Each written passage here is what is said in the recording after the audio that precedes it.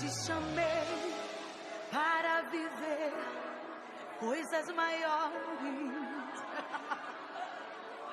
Eu te chamei para viver coisas maiores, maiores, maiores. Eu te chamei para viver coisas maiores. Aleluia. Está escrito assim na palavra do Senhor: vinde e tornemos para o Senhor, porque Ele despedaçou e nos sarará, fez a ferida e a lidará. Depois de 2 dias nos dará a vida. Ao terceiro dia nos ressuscitará e viveremos diante dele. Conheçamos e prossigamos em conhecer o Senhor. Como a alva será a sua saída, e ele a nós virá como a chuva serôdia que rega a terra. Louvado seja Deus, louvado seja o nome do Senhor. A outra referência está em Ageu capítulo 2 e versículo 8, para completar essa passagem que nós lemos. Mais à frente você encontra o livro do profeta Ageu.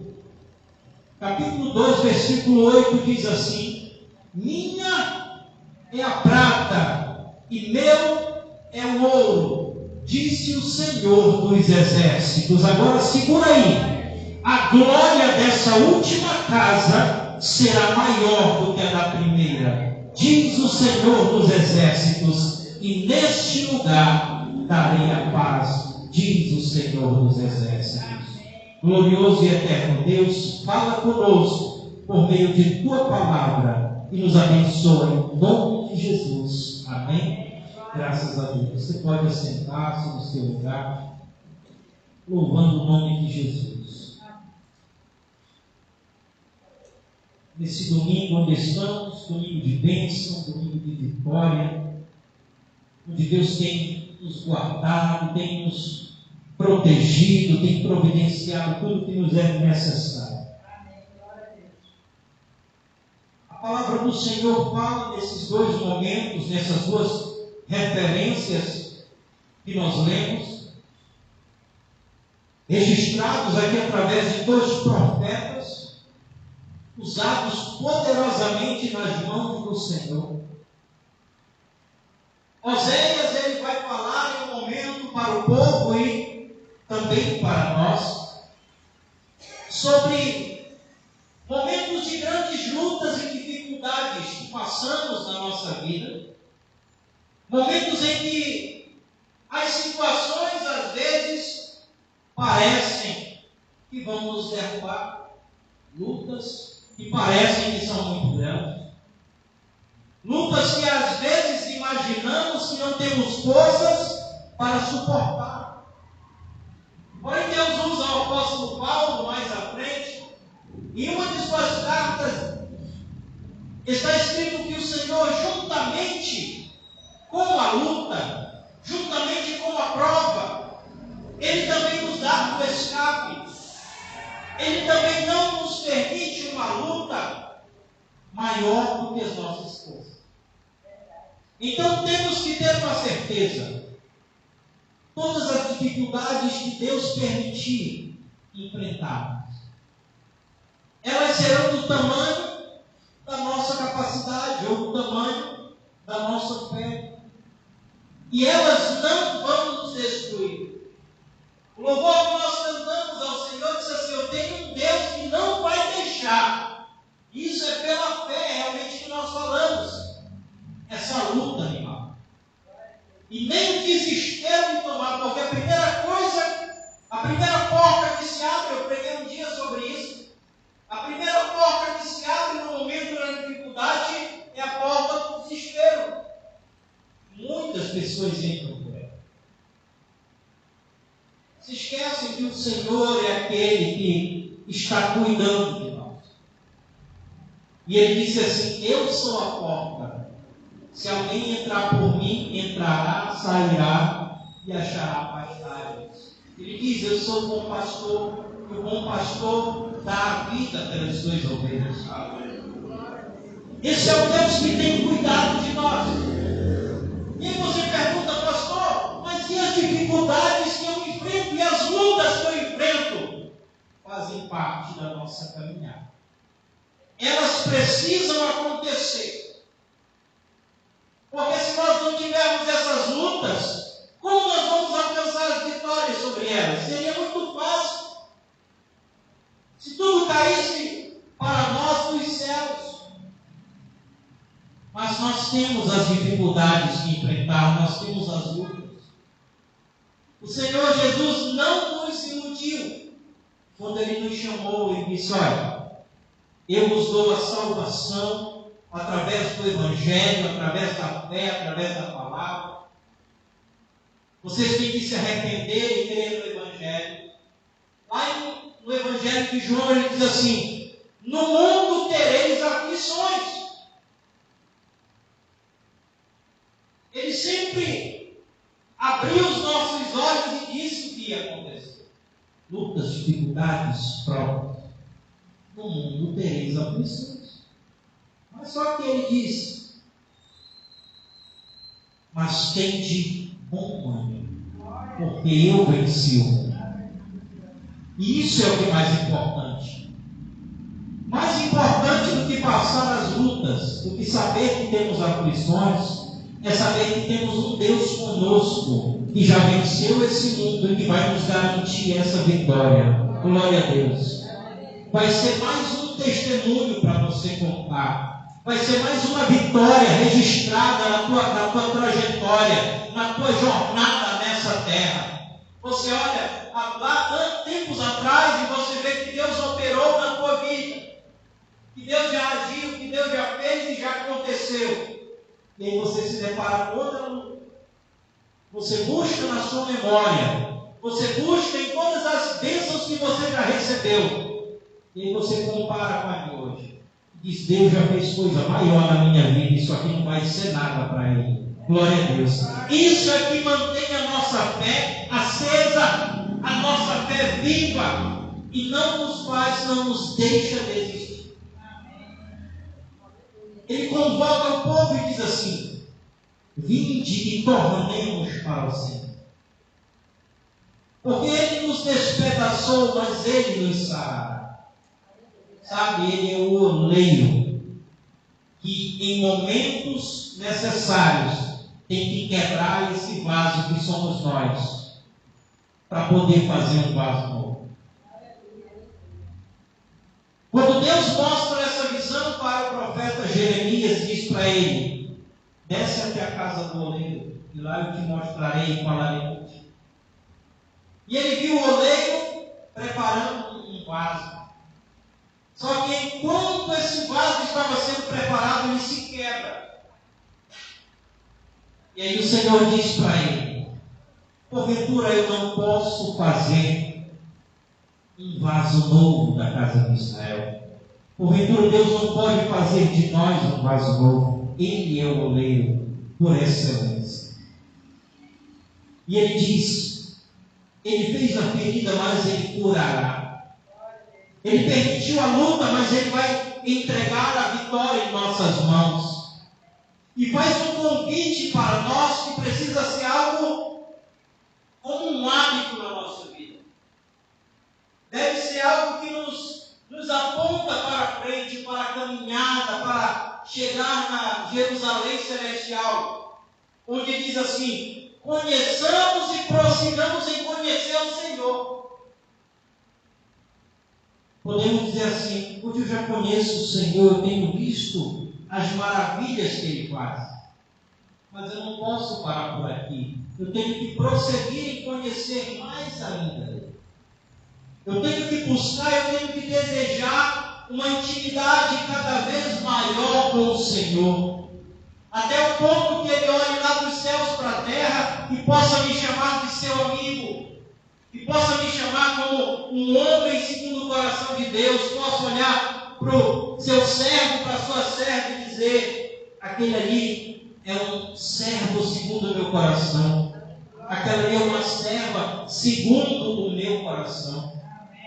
Que possa olhar para nós, como ele olhava para Abraão e dizia: Abraão, meu amigo, o Senhor me procura essas pessoas. Ele procura pessoas que busquem Ele e queiram ter essa intimidade que um pai, que um filho, que eles têm esse relacionamento. Ele virá a nós como a chuva que vem e rega a terra. Como a alva será a sua saída, como resplandecer, como a luz brilhante do meio-dia. E esse relacionamento com Deus em nossa vida, principalmente nos momentos de luta e de dificuldade, fazem com que a nossa fé se fortaleça, que a nossa vida cristã ela seja firmada sobre a rocha, porque as lutas vão continuar vindo enquanto estivermos nessa terra. Todos os dias nessa terra são dias de lutas, dias de enfrentar dificuldades, mas saiba que as vitórias estão garantidas pelo Senhor. Tudo isso faz parte de um processo na nossa caminhada. E muitas vezes é um processo de reconstrução. Quando Deus fala através de Ageu para o povo, está falando de um momento de reedificação de templo. Nesse período, a casa do Senhor estava sendo reconstruída. Estava sendo reedificada. Após ser atingida, após períodos de abandono, após períodos em que estava em ruínas. O povo foi convocado para reedificar, para reconstruir ou para restaurar. E eu quero te dizer uma coisa, por experiência. Qualquer coisa que precise ser restaurada, ela dá muito mais trabalho do que se ela for construída do zero. Tudo que você for reformar, for reconstruir, for restaurar, vai dar um trabalho dobrado. Muitas pessoas preferem construir do zero. Vou construir uma casa no terreno e vou levantar. Do que comprar uma casa e ter que mudar, reformar do jeito que ela quer, dar mais trabalho, gasta mais. E aqui o Senhor nos fala uma coisa muito importante. Ele nos dá a base de que nós podemos ficar tranquilos que o processo de restauração da nossa vida, de quebrar o vaso e fazer o vaso novo, vai acontecer.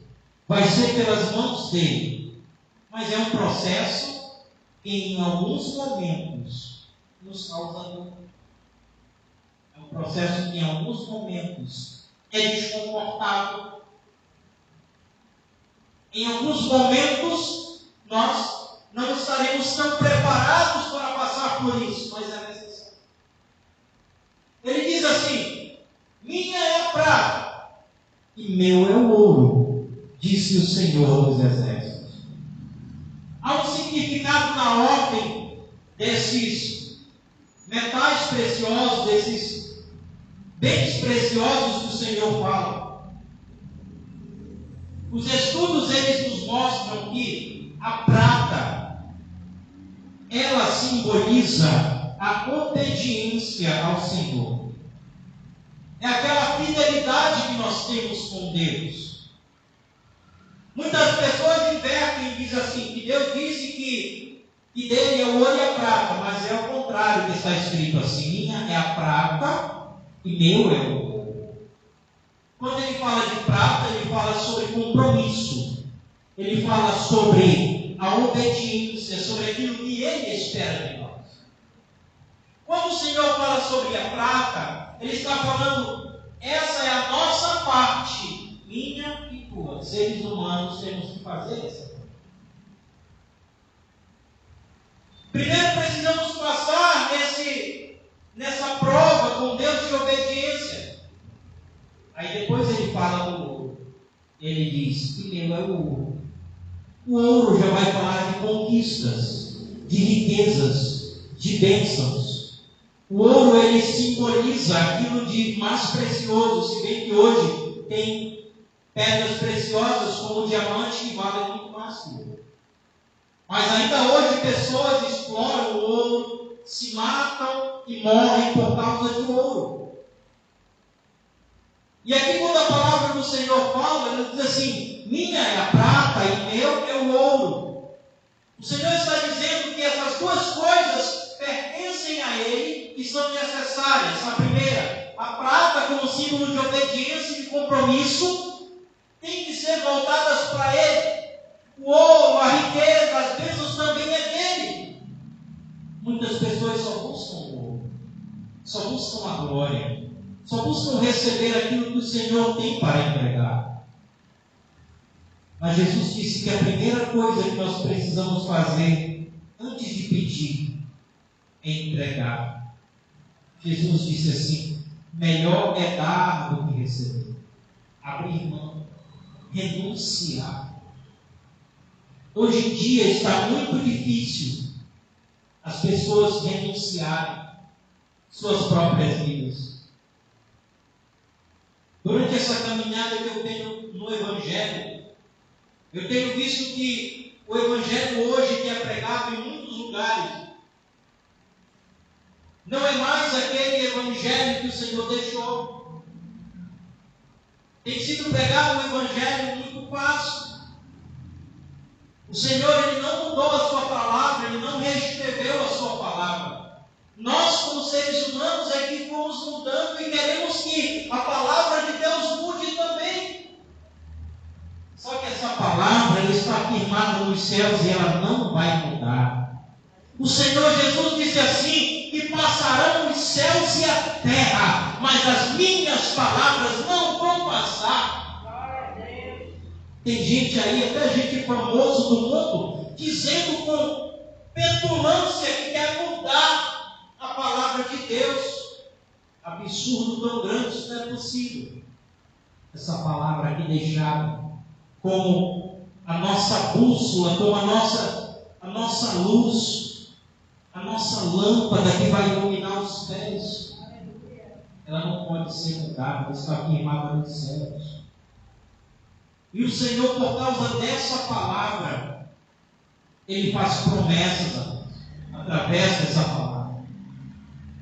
E Ele diz assim: a glória desta última casa será maior do que a da primeira. E aqui quando Ele está falando sobre a reconstrução do templo. Mas eu vou te trazer o significado disso. Quando Jesus veio à terra e Ele falou sobre templo, e Ele falou para os sacerdotes, para os fariseus, e disse assim: olha, esse templo será derrubado e será reconstruído em 3 dias. Eles não entenderam o que Jesus disse, estavam dizendo assim: Ele está blasfemando. Como que Ele vai destruir esse templo e vai levantar em 3 dias algo que demorou 70 anos para ser construído? Só que Ele estava falando no templo do seu corpo. O templo do seu corpo. E em Romanos diz, o apóstolo Paulo diz que o nosso corpo, ele é templo do Espírito Santo. Ele é o lugar em que o Senhor manifesta a sua glória, manifesta a sua vontade. Esse é o vaso que o Senhor derrama o seu azeite precioso e nos enche até transbordar. Esse é o vaso de honra que o Senhor tirou lá de fora, lá no lamaçal, lá do mundo, estava jogado na sarjeta. Aí o Senhor pega cada um de nós e nos transforma em um vaso de honra para a sua glória. E na casa de Deus há vasos de todos os materiais, disse Paulo. Existem vasos de barro, de prata, de madeira, de ouro, de todos os materiais. O Senhor é o oleiro, Ele preparou e Ele recolheu cada um de nós lá de fora. E ainda tem muita vaga, porque até hoje Ele não voltou. Ele disse que Ele ia para lá preparar o lugar. Ele disse: eu preciso ir. E eu preciso preparar os lugares.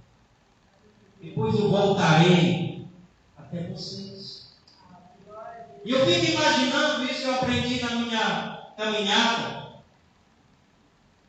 E o Senhor está se preparando para voltar. Está se preparando para buscar a sua igreja, onde Ele recebe lá mais um salvo. Mais um salvo. E aí Ele fica preparando o lugar. Ele fica preparando o lugar. Né? Isso é uma ilustração. Mas isso é uma esperança para aqueles que ainda não se salvaram. Porque se o Senhor Jesus já tivesse voltado, quem sabe nem eu e você teríamos tido essa chance. Mas Deus ainda está dando muita chance. Está dando chance. E eu sempre costumo dizer, quando eu falo sobre a salvação, que quem vai se salvar? São todos que vão se salvar, pastor? Não são todos que vão se salvar. Só serão salvos aqueles que aceitarem a salvação, aqueles que abrirem o coração, aqueles que até no último momento de sua vida, no último suspiro, conseguirem clamar e dizer: Senhor, me salva. Mas hoje o homem tem andado para longe do Senhor. Se o Senhor está aqui, aí o homem procura ir para o outro lado, para longe. A luta é muito grande para que as pessoas se voltem para o Senhor. Mas Deus ainda, com a sua misericórdia, tem suas mãos estendidas. A Bíblia diz, através de portas de amor, portas humanas que somos nós. Eu e você somos essas portas que o Senhor lança lá no deserto para alcançar vidas. Essas portas que Deus usou e alcançou eu e alcançou você há um tempo atrás. E vamos alcançar outras vidas enquanto houver tempo para isso. E a Bíblia diz, como uma promessa do templo que somos nós. Sabe? Na tua caminhada, quando você estava no primeiro amor, e você tinha toda aquela dedicação, aquele desejo por caminhar e fazer tudo para Deus. Mas o tempo foi passando. E aí você foi se tornando um cristão, um crente profissional, e muitas vezes esqueceu daquele primeiro amor. E as coisas vão ficando no automático, no automático. É muito importante nós pedirmos ao Senhor sempre que o Senhor nos mantenha naquele primeiro amor. Que o Senhor nos mantenha naquele desejo de o buscar enquanto houver tempo. Nesse processo de reconstrução de nossa vida, Deus tem uma promessa. Ele diz que a glória dessa última casa, isso é poderoso, a glória dessa última casa será maior do que a da primeira. Aleluia. E todos verão isso, da obra que o Senhor vai realizar em nossas vidas, em tua vida, e vão ver que foi Deus que fez isso e que não há outra explicação. E Ele disse que nesse lugar te darei a paz, diz o Senhor dos Exércitos. Nesse lugar que é o templo do Senhor, que é você. Essa casa de Deus, esse templo do Senhor, somos nós. Tem um louvor que diz assim: eu sou tua casa, sou tua morada.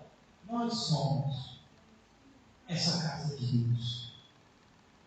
Nós temos que pedir, Senhor, que a tua presença esteja em minha vida, que a presença do teu Espírito Santo esteja sobre mim. Quando Moisés subiu ao monte, e ele precisou passar um período no Monte Horebe. Quando ele voltou, ele não sabia. É até um corinho antigo. Foi lá no alto do monte, e quando o Senhor falava com Moisés, quando ele desceu, ele não sabia que o seu rosto estava brilhando, resplandecendo, porque a glória de Deus brilhava sobre ele. E assim que Deus precisa fazer em nossas vidas. Quanto mais nós buscarmos a Ele, as pessoas vão olhar para nós e vão ver algo diferente. Vão ver um brilho diferente no nosso rosto. Vão saber que tem algo que não é natural, que não é desse mundo. E vão nos perguntar: por que teu rosto está brilhando? Por que você está feliz? Por que você está alegre? Por que a tua vida é assim? Aí vai dizer: a minha maior luta, maior sofrimento, meu rosto é triste. Eu quero isso aí para a minha vida.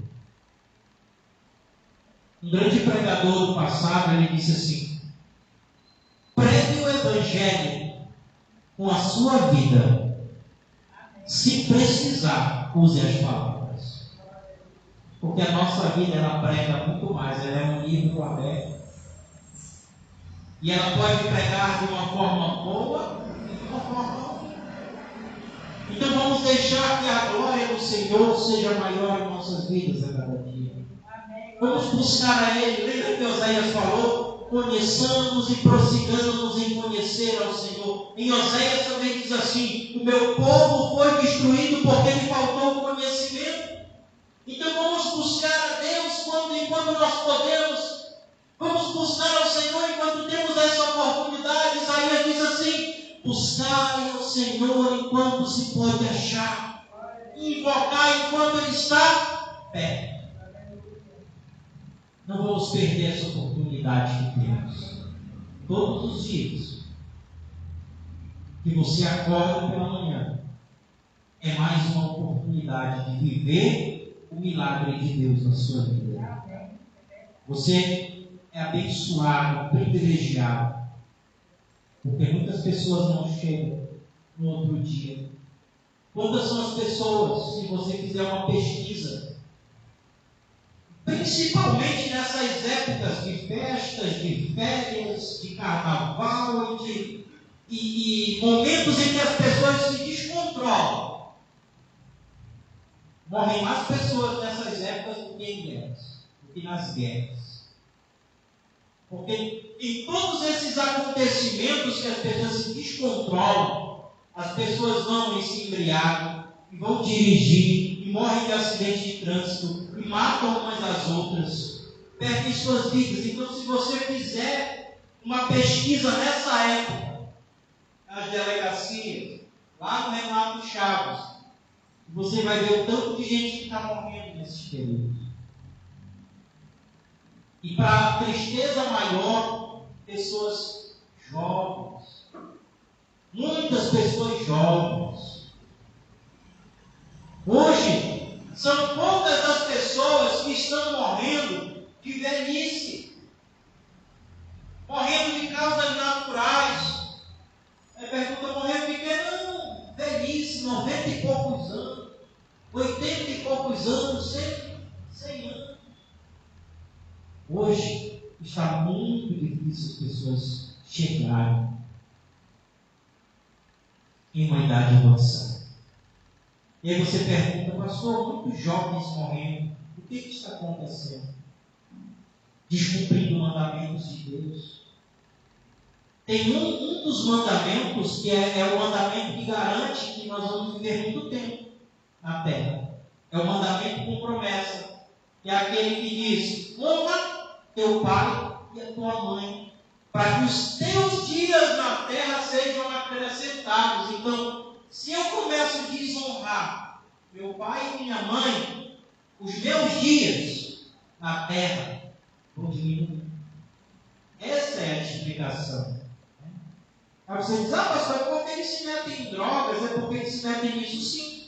Eles se meteram nisso porque eles decidiram desonrar o pai e a mãe, indo pelo lado contrário, e a consequência é a morte. O salário do pecado é a morte, mas o dom gratuito de Deus é a vida eterna.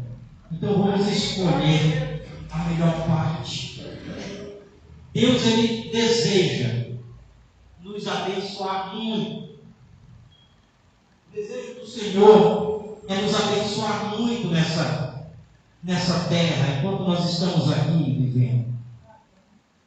Só que um desejo maior de Deus, maior do que nos abençoar, é nos ter salvos em sua presença. É nos ter em comunhão com a sua presença. Em poder olhar e dizer: esse é o meu servo amado, essa é a minha serva. E não se prende em nada. Não busca seus próprios desejos. Não busca riquezas. Mas ela busca a prata. Ela busca obediência, busca compromissos.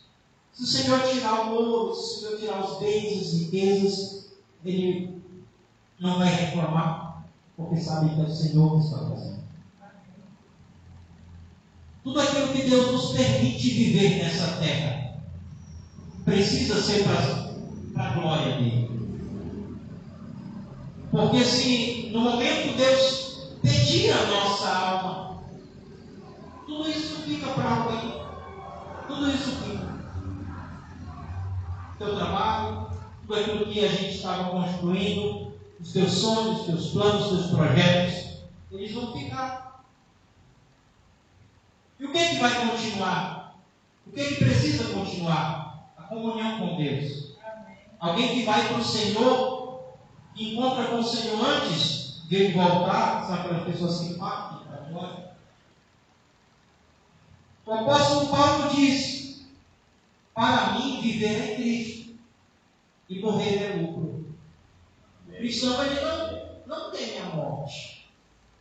O cristão, ele não teme a morte. Porque ele sabe que isso aqui é uma caixa, isso aqui é um corpo, né? Mas a nossa essência, a nossa alma, ela está salva. Então, se o Senhor nos levar para a sua glória, para nós é lucro.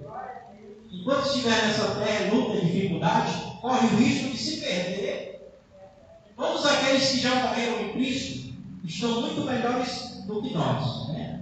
Salvação garantida. Nós estamos aqui, se não vigiarmos, o risco está presente. Então vamos lutar, vamos manter com Deus essa comunhão, fazer aquilo que o Senhor nos chamou para fazer, estar na sua presença, em nome de Jesus. Glórias ao nome do Senhor. Aleluia. Amém? Eu te chamei para viver coisas maiores. Eu te chamei para viver coisas maiores, maiores, maiores. Eu te chamei